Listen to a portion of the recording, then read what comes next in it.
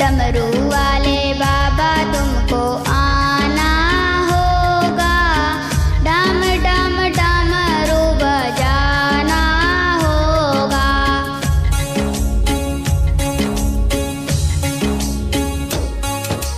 डमरू वाले बाबा तुमको आना होगा, डम डम डमरू बजाना होगा। माँ गौरा संगणपति जी को लाना होगा, डम डम डमरू बजाना होगा। डमरू वाले बाबा तुमको आना होगा, डम डम डमरू बजाना होगा।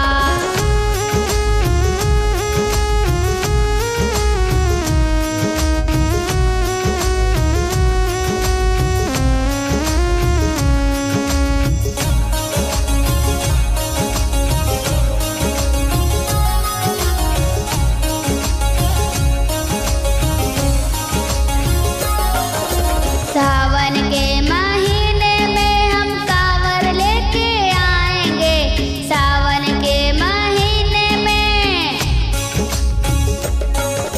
सावन के महीने में हम कांवर लेके आएंगे।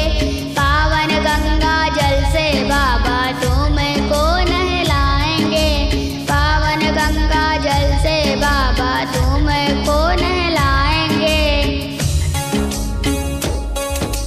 कांवरियों को पार लगाना होगा, डम डम डमरू बजाना होगा। डमरू वाले बाबा तुमको आना होगा, डम डम डमरू बजाना होगा। डम डम डमरू बजाना होगा।